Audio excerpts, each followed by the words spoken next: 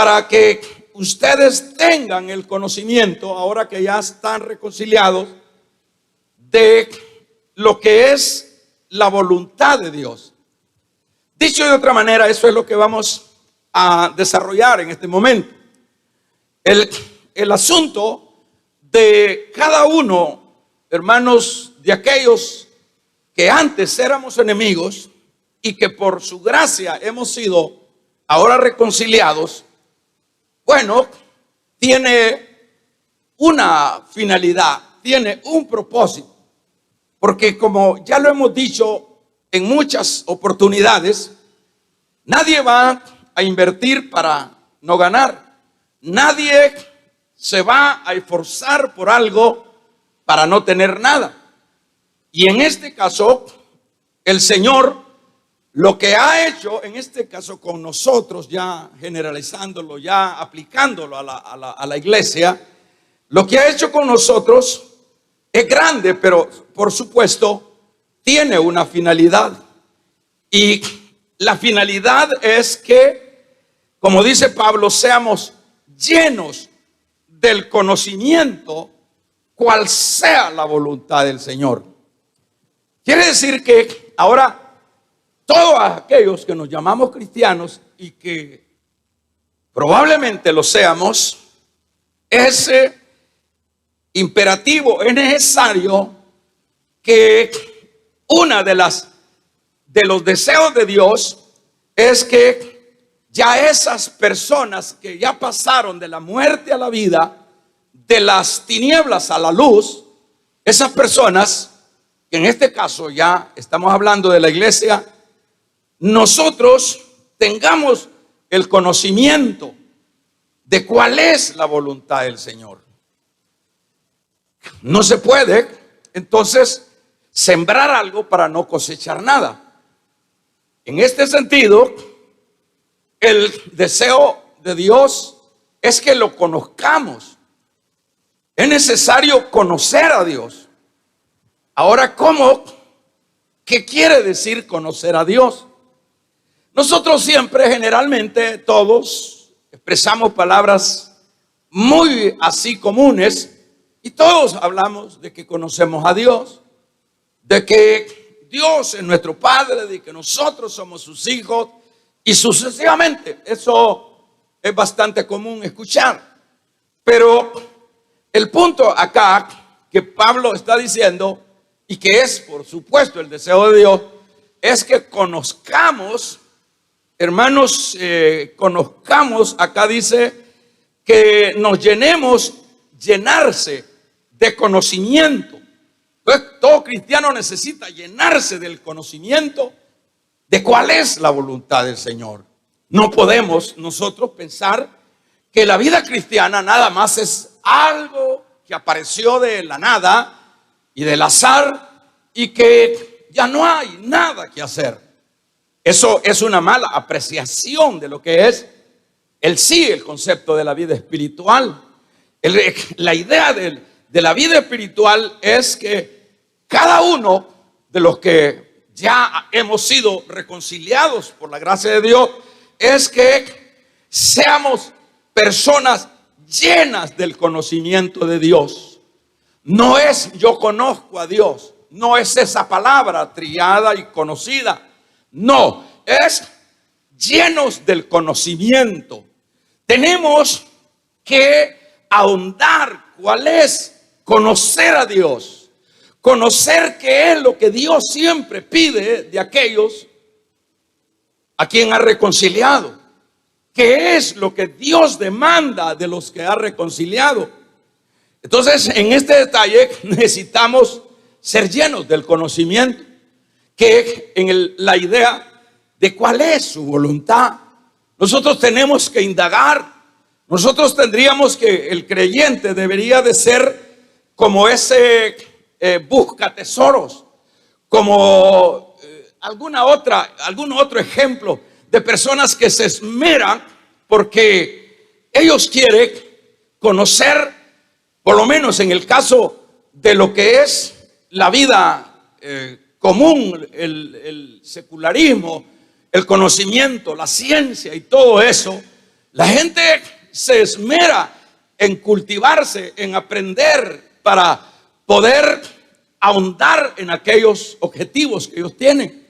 Pero en el caso de la iglesia ya reconciliada, lo que necesita es, hermanos, estar lleno del conocimiento de cuál es la voluntad del Señor. O sea que cada uno de nosotros tenemos que estar interesados qué es lo que Dios quiere de nosotros. ¿Por qué Dios nos reconcilió? No nos reconcilió para que nos muramos alardeando de que somos nosotros ya los hijos de Dios. No, es el punto de buscar la llenura o ser lleno del conocimiento de Dios, del conocimiento de su voluntad en toda sabiduría, en toda inteligencia espiritual. Es decir, hay que indagarse, hay que profundizar, hay que meternos, porque por lo menos si ponemos el ejemplo de los hijos inteligentes en ese campo de inteligencia deberían de saber o de estar interesados cuál es la voluntad del Padre, porque no puede ser ¿y quiénes son los hijos que fracasan? ¿Quiénes son los hijos que perecen? Los hijos que no les interesan cuál o qué es lo que el Padre quiere de ellos. Y eso es, por supuesto, aplicable en lo que es la vida espiritual. Necesitamos, hermanos, estar interesados en ser llenos de conocimiento de qué es la voluntad del Señor. Pregunto yo, ¿hacemos eso nosotros? ¿Nos profundizamos, nos sumergimos, nos esforzamos para buscar, para indagar de lo que es el conocimiento de Dios y cuál es la voluntad de Él? Cuando Cristo vino a la tierra, hermanos, siempre su posición era el hacer la voluntad del Señor. Usted ve que cuando el Señor le dice allá en su angustia, que es lo que Él enfrenta, como en el caso de ir al Calvario, cuando le dice, bueno, el Señor está viendo la terrible situación de tomarse la copa, pero ahí le dice Cristo, si es tu voluntad, Señor, quita de mí esta copa, pero que no se haga lo que yo diga, sino lo que tú digas. En este caso, ahí estamos viendo el ejemplo máximo. El ministerio del Señor Jesús fue un ministerio, hermanos, en una dirección de vivir para hacer la voluntad del Señor, para buscar la voluntad del Señor. Y Él nunca hizo nada que no fuera lo que llevara implícito la voluntad del Señor. Y esto es importante. Bueno, estamos hablando del ejemplo máximo. Y los de Colosa y nosotros de la iglesia en este caso y en este entonces no podemos quedarnos, hermano, dentro de la vida generalizada de creyentes. Tenemos que estar interesados llenarnos de conocimiento y ver cuál es la voluntad del Señor. Ahora, ¿qué es y por qué es el interés de conocer la voluntad del Señor? Si nosotros no conocemos, por ejemplo, en la Biblia podemos encontrar, hermanos, la manera como conocer al Señor. En la Biblia escrita podemos encontrar cuál es la voluntad del Señor, pero es un hecho que necesitamos leer la palabra. Si nosotros no leemos la palabra, seremos personas ilusas dentro de la vida espiritual, porque no tendremos, hermanos, eso incluso poco de cómo hacer la voluntad del Señor, porque solo conociendo a la persona uno puede interesarse en hacer la voluntad de esa persona.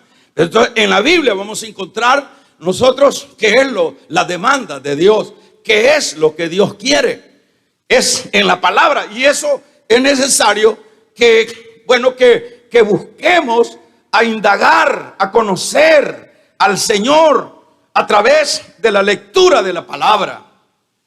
Hemos estado hablando que la mayoría de cristianos no lee la Biblia. La mayoría de cristianos tenemos Biblias, pero no la leemos. Y dice la misma palabra que cuando escudriñemos las Escrituras, entonces vamos, hermanos, a comprender mejor las cosas. ¿Cuál es, hermanos, el conocimiento para poder hacer la voluntad del Señor? Y una de las razones por cual debemos de buscar el conocimiento para hacer la voluntad del Señor es porque de esa manera, cuando hagamos la voluntad del Señor, lo vamos a agradar. No podemos agradar a nadie si no hacemos de acuerdo a lo que ellos quieren. Si no hacemos, hermanos, si no nos esmeramos por el conocimiento de cuál es la voluntad del Señor, no vamos a poder agradarle. Imposible que le podamos agradar. Eso es lo que nosotros vemos en el versículo número 10. Para que andéis como es digno del Señor, agradándole en todo. Luego que viene el conocimiento, ya sabemos qué es lo que quiere Dios. Entonces luchamos por agradarle. Y esa debe de ser una prioridad dentro de la vida espiritual. Agradarle. Agradarle. Si esto lo ejemplificamos con los hijos, si esto lo ejemplificamos en el matrimonio, hermanos, ¿cuál es el matrimonio más estable? ¿Cuál es el matrimonio más saludable? El matrimonio más saludable, la familia más saludable, es aquellos que conociéndose aplican, hermanos, el agradar a aquellas personas. Entonces, eso es lo que en realidad trae la estabilidad y la bendición. Entonces es para poderle agradar. Nosotros, si no sabemos la voluntad del Señor, no podemos agradarle. ¿De qué manera tenemos que agradar al Señor? ¿Cómo fue, hermanos, que le agradaron los hombres del ayer? ¿Cómo fue que le agradó Noé? ¿Cómo fue que le agradó Abraham? ¿Cómo fue que le agradó los profetas? ¿Cómo le agradaron los apóstoles? Hermanos, haciendo su voluntad. Pero ¿por qué hicieron la voluntad? Porque ellos se llenaron del conocimiento de Dios. Cuando nos llenemos de eso, vamos entonces a tener actitudes como agradar al Señor. Yo no sé si la vida nuestra, hermano, le pregunto a usted, y por supuesto me involucro yo, somos nosotros las personas que agradamos a Dios. Estamos preocupados por agradar a Dios. Somos esos reconciliados, esos que antes éramos enemigos y que ahora somos reconciliados. La gran pregunta es, ¿nuestro interés, hermanos, es por agradar a Dios? Pregunto, hágase usted la pregunta. Y cuando nosotros nos sinceremos, porque qué bonito es llegar a sincerarse uno. Es decir, a decir, bueno, esto es necesario que yo me examine. Si mi vida espiritual es una vida que está interesada en agradar a Dios, preguntémonos, ¿cuáles son las prioridades de nuestra vida espiritual o de nuestra nueva vida? Por lo general, tal vez no voy a generalizarlo, pero hermanos, la gran mayoría, no todos, la gran mayoría nos despreocupamos de cómo agradar a Dios. Eso es bastante común y eso es bastante fácil de poderlo ver. Siempre nuestras prioridades en muchos casos es cómo agradar al jefe, cómo agradar, hermanos, al gobierno, si ese fuera el caso, cómo agradar a la familia, cómo agradarnos nosotros, cómo agradar de alguna manera como que en eso redundamos. Pero el creyente que ahora ha sido reconciliado, la lucha, el interés, hermanos, la prioridad dentro de su vida debe de ser cómo agradamos a Dios. Eso debe de ser una de las prioridades de nuestra vida. ¿Por qué tenemos que agradarlo? Porque de gracia recibimos. Si nosotros estamos muertos en nuestros delitos y en pecados, usted debe de saber la literalidad de esa verdad que dice la palabra. Nosotros, cuando llegó el pecado, nos mató, hermanos, y quedamos muertos en el campo espiritual. Fue Él el que vino a nuestro mundo, el que vino a esa cantina, el que vino a ese centro de espiritismo, el que vino a ese homosexual, el que vino a esa rebeldía y nos reveló su luz y nos reveló su gracia y nos reveló su amor bendito, y alabado sea el nombre del Señor. Fue Él. Estábamos muertos, pero Él nos resucitó y nos reconcilió con su Hijo amado. ¿O fuimos nosotros que buscamos ese reconcilio? ¿Acaso no dice Juan: los hombres amaron más las tinieblas que su luz? Fue Él el que nos buscó. Ahora usted oye a muchos cristianos: ay, Señor, yo te amo. Ay, Señor, dame. Ay, Señor, ayúdame.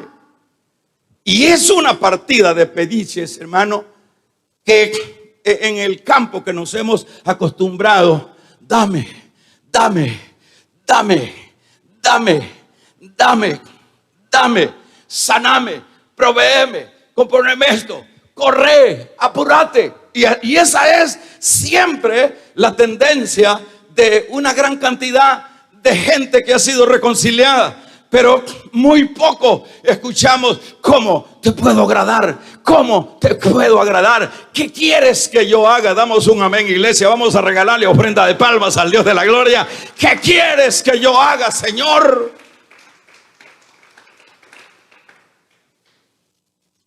Poco se oye eso. Nuestras prioridades es el yo, el lo nuestro. Pero el estar interesado en agradar a Dios es muy poco. Es muy poco. ¿Cómo vamos a agradar a Dios? En este caso, acá dice en el verso número 10, agradándole en todo. Por lo menos acá dice, si usted tiene ahí la bondad de poner sus ojos en el versículo número 10, dice agradándole en todo. ¿Y qué más dice a continuación? ¿Qué más dice? ¿Llevando qué? ¿Llevando qué dice a continuación el versículo 10 del 1 de Colosenses? ¿Qué dice? Dice, para que andéis como es digno, es decir, debemos de andar como es digno del Señor, agradándole en todo, en todo, en todo, en nuestra vida muy personal, en nuestra economía, en todo. Y aquí sigue diciendo, llevando fruto, llevando fruto. Eso es lo que dice: en buena obra, llevando toda buena obra. Y el conocimiento de Dios. Dicho de otra manera, la única manera como vamos a agradarlo es, hermanos, cuando estamos interesados en conocer, en el conocimiento de Él. Estemos interesados luego de conocer, hermanos, cómo agradarlo. ¿Agradarlo de qué manera? Llevando fruto, fruto. Imagínense. Hagamos un ejercicio. Yo voy a terminar luego, hermano. Tenemos 10 minutos. Hagamos un ejercicio. Veamos nuestro currículo o veamos nuestra hoja de vida. Veamos nuestra vida espiritual. Veamos en este ejercicio cuáles son los ¿cuál es en toda buena obra? Dice acá, y se puede entender en toda buena obra, se puede entender en frutos. ¿Cuáles son los frutos que nosotros como creyentes estamos interesados, locos, buscando cómo fructificar en nuestra vida espiritual? Veamos si esa pasión, si esa locura hay en nosotros. Agradándole en toda buena obra, dicho de otra manera, en todas las acciones, como sería en una vida, como lo podemos ver, hermanos, en este versículo, en toda buena obra. Si nosotros, fíjense que esto es bueno, estos análisis son buenos, porque lo ubican a uno. Porque yo, como siempre les he dicho, que qué triste es, hermanos, llamarnos cristianos. Triste en el sentido, es una bendición, pero triste en el sentido de ser como cristianos impedidos, como cristianos estériles, como cristianos fuera de base, fuera de enfoque. Porque todo cristiano que está fuera de enfoque no está por estar agradando a Dios. Siempre está interesado cómo agrada lo en torno de lo que es lo externo, pero no lo de Dios. Pero acá lo que está diciendo, agradándole en todo, en mi vida de santidad, en mi vida de entrega, en mi vida de fruto. Porque no se puede agradar a Dios si no implementamos todo aquello que, por supuesto, Dios lo ha propiciado para tener un resultado. Pero Dios no me va a venir a tocar a mí, no me va a venir a empujar. Mira, tenés que darme fruto. Dios no va a venir a imponerme. No, esto es algo que debe de ser espontáneo en la base de la gratitud, en la base de que con qué le vamos a pagar a Dios. Entonces lo que tiene que surgir es, bueno, Señor, yo te voy a agradar viviendo una vida de acuerdo a como tú mandas, a como tú deseas. Él no nos va a venir a decir, hermano, o tú vas a caminar así. No, esto es el principio de gracia. Recibimos, demos de gracia, agradándole en todo. Imagínense el cristianismo contemporáneo de ahora. Dios siempre es segundo término. El cristianismo contemporáneo de ahora, que espere Dios. No, es que yo estoy en mis cosas, es que yo estoy ocupado en esto. ¿Y cuánto cristiano estéril tenemos dentro de las congregaciones, hermano? Que apenas lo que hacen es nada más identificarse según y decir, yo ya estoy reconciliado, yo ya le pertenezco, y eso es todo. Pero no ha habido un interés de conocer cuál es su voluntad para poder agradarlo en cualquier área de la vida. Eso fue lo que hicieron los profetas, lo agradaron. Eso fue lo que hicieron los apóstoles, lo agradaron. Aun cuando ellos tuvieron que enfrentar, hermanos, las persecuciones, las cárceles y aún la muerte. Se dice que cuando hay un anciano, y muchos de los mártires por causa de la fe del siglo pasado, dice que estaban quemando a este hombre de Dios, y los ejecutadores que estaban llevando a cabo esto le dijeron, tienes la oportunidad de retractarte de tu fe, de renunciar a tu fe, decir Jesús no es Señor. Y él dijo, no, yo prefiero, morir acá en esta pira, porque fuego le estaban metiendo. Yo prefiero, porque yo no voy a negar a aquel que me ha bendecido tanto. Yo no lo voy a negar. Y entonces le dijeron, entonces dinos cuál es tu último deseo. Que me dejen cantar un salmo a nuestro Dios. Así murió quemándose de abajo hacia arriba, cantando un salmo. Yo le pregunto, ¿agradaría ese hombre a Dios? Son personas que su cristianismo no es un cristianismo subjetivo, son personas que tienen un cristianismo, hermanos, ferviente, poderoso. Vamos a regalarle ofrenda de palmas al Dios de la gloria. Un cristianismo poderoso. Así, imagínense. Y nosotros, si nos preguntamos y hacemos el ejercicio y veamos cómo le estamos agradando a Dios, cuáles son nuestras prioridades, qué es lo que estamos invirtiendo en gratitud a nuestro Dios. Hermano, a la verdad, cuando yo me veo, digo, me doy lástima yo mismo. De veras. Y en la idea que se supone que yo estoy haciendo un poquito. Pero algunos otros, hermano, no digo algo otro, sino algunos otros. Damos un amén. Algunos otros que pertenecemos a la iglesia, ¿de qué manera le estamos agradando? Mire, nos estamos muriendo la gran mayoría. Nos estamos poniendo todos gordos la gran mayoría. Nos estamos enfermando la gran mayoría. Nos estamos priorizando la gran mayoría. Y los días pasan y los meses pasan y la vida pasa, hermanos. Y llegaremos muchos. Y esto no es, hermanos, esto no es negativismo. Esto no es fatalismo. Llegaremos muchos. ¿Usted ve? Llegaremos muchos allá con las manos vacías. Llegaremos muchos allá, como dice Pablo a los corintios, hermanos, salvos aún por fuego, es decir, raspados. ¿Por qué?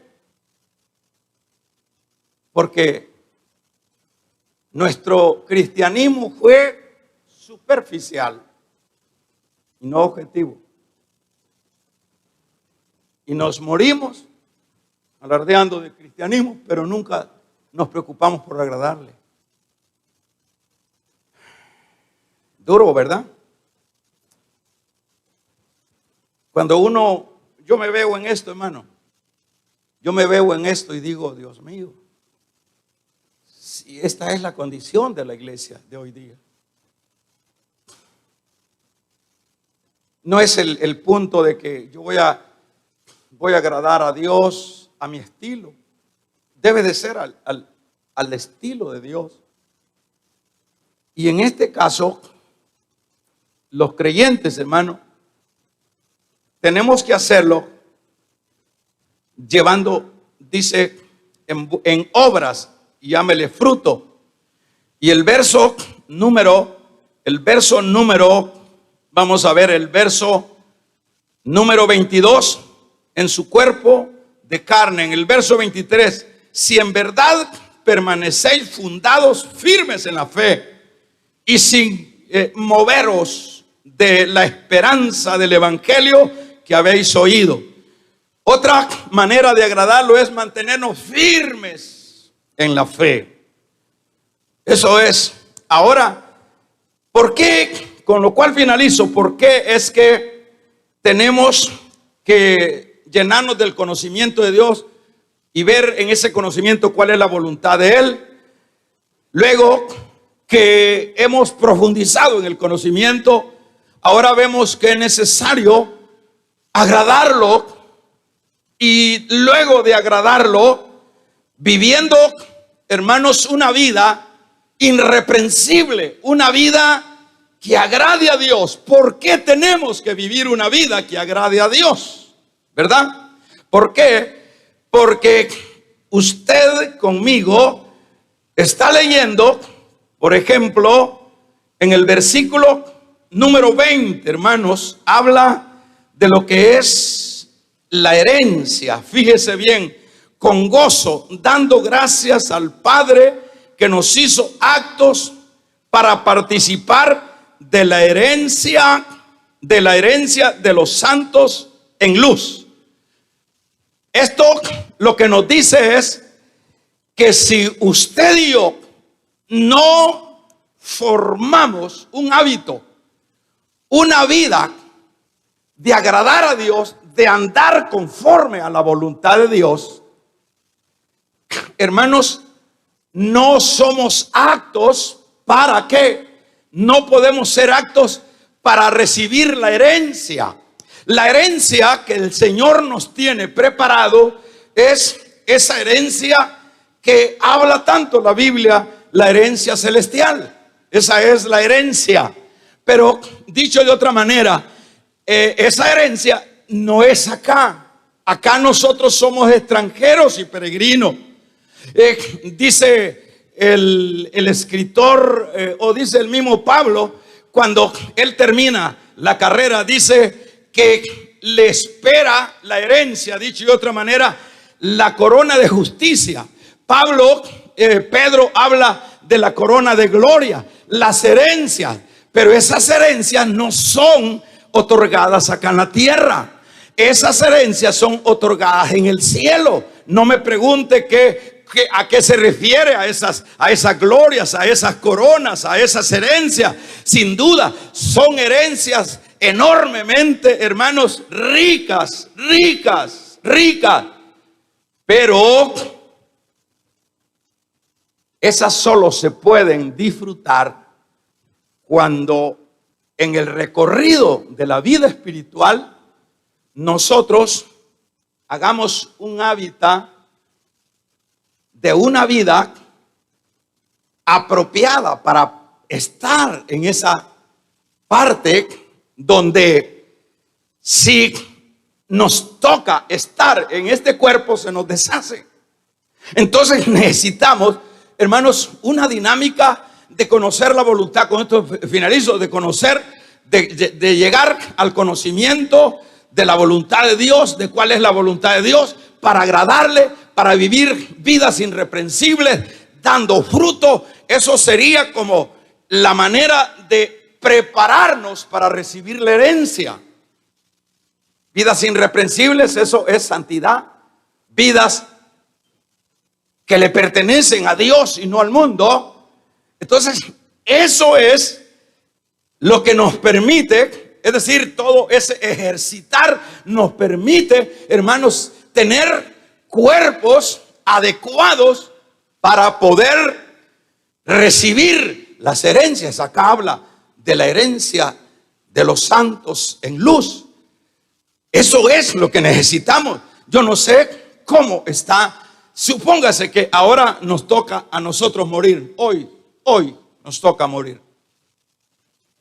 Y eso tiene sentido como cristiano. La gran pregunta es, ¿nos hemos preparado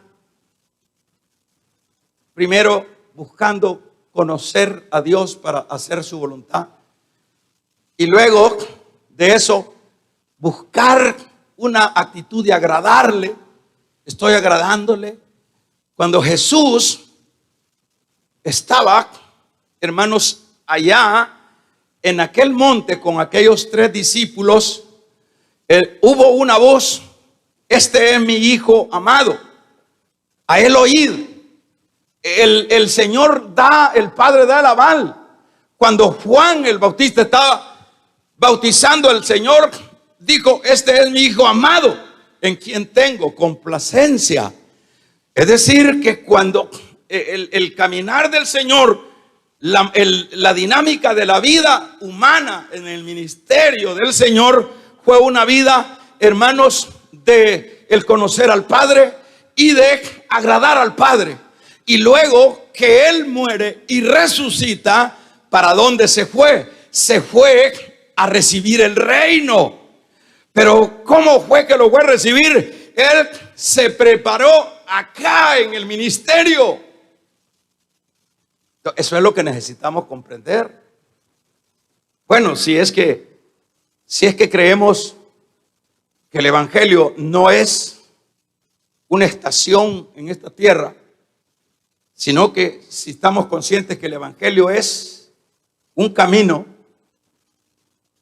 que es extenso, y que aún en la misma eternidad, hermanos, es una eternidad sin fin. Entonces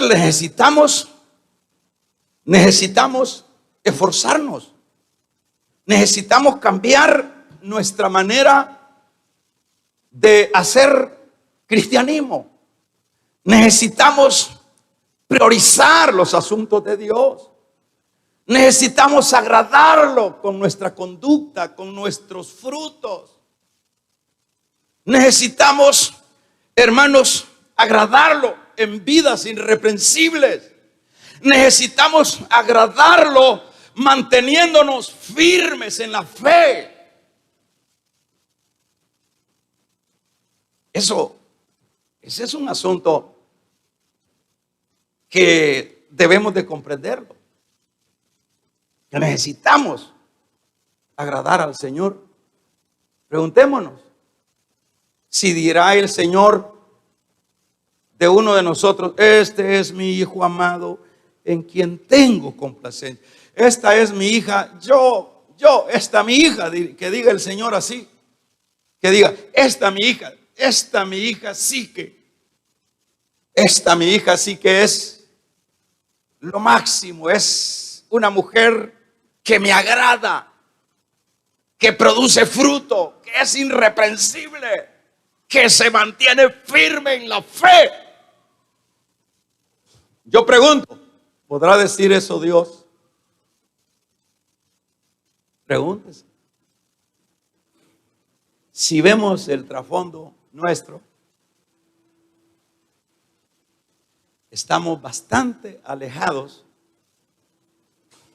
de una vida de agradar a Dios. Y eso nos impide el poseer las herencias. Yo no estoy hablando de salvación. Pablo, cuando habla a los Corintios, y en ese capítulo 3 de la primera carta, habla de que aquel que edificare, dice, hojarasca, heno. Dice, porque la obra de cada uno se probará. Y si el que sembró madera, heno, hojarasca, dice, el fuego la probará. Y si el fuego prueba y quema esa obra, que no es la obra que se debió hacer dentro del transitar de la vida espiritual, dice, se quemará y sufrirá pérdida y será salvo como por fuego. Es decir, allá va a llegar un montón de gente, hermano, de los que sí ya son salvos. Porque quiero aclararle esto: los que ya salvó Dios, esos están salvos, aún con todos sus males. Pero eso no quiere decir que todo aquel que me llama Señor, Señor, está salvo. No. La Biblia dice que no todo el que le llama Señor, Señor entrará al reino de los cielos. Pero en sí, el que ha sido salvo por la gracia, por medio de la fe, esos no tenemos nada que discutir de que se van a perder. No se van a perder, sino que les van a probar la obra con fuego. Y si esa obra chueca que hicieron se quema, sufrirán pérdida y serán salvos como por fuego. Dicho de otra manera, va a ser un montón de gente que va a ingresar a esa eternidad, pero no va a poseer la herencia. No se preparó. Eso es como que usted, este es el último ejemplo, es como que, bueno, le demos una mayordomía a una persona que no está preparada para desarrollar aquello. Le vamos a dar una hacienda con vacas. Vaya, aquí lo vamos a poner, él no sabe de vacas, él no sabe de pastos, él no sabe de cómo manejar animales, él no sabe, y lo que va a hacer es quebrar eso. Entonces, en este caso, el Señor nos pone ahí luego de reconciliarnos y lo que Él espera de nosotros, por eso nos da su Espíritu, nos da su palabra. Lo que Él espera que a través del Espíritu, a través de la palabra, nosotros lo podamos conocer y podamos ver cuál es su voluntad, y luego corremos y le agradamos. Y ahí estamos en la dinámica. En ese sentido, estamos creando un cuerpo que es apto para poder, hermanos, tomar lo que es la herencia. De lo contrario no va a haber herencia. De lo contrario va a ser gente que Dios la va a salvar, pero sencillamente no tendrán esa diríamos, esa tremenda gloria de recibir las coronas, porque ellos aquí ni se preocuparon por conocer, ni se preocuparon por agradar. Vivieron o vivimos para agradarnos nosotros mismos, y eso fue todo. Hay un cristianismo ahora terriblemente muy superficial, terriblemente. Pero levantémonos, si esto sirve, y si no, pues siga su vida a su estilo. Y ahí nos vemos después. Vamos a ponernos de pie. Padre,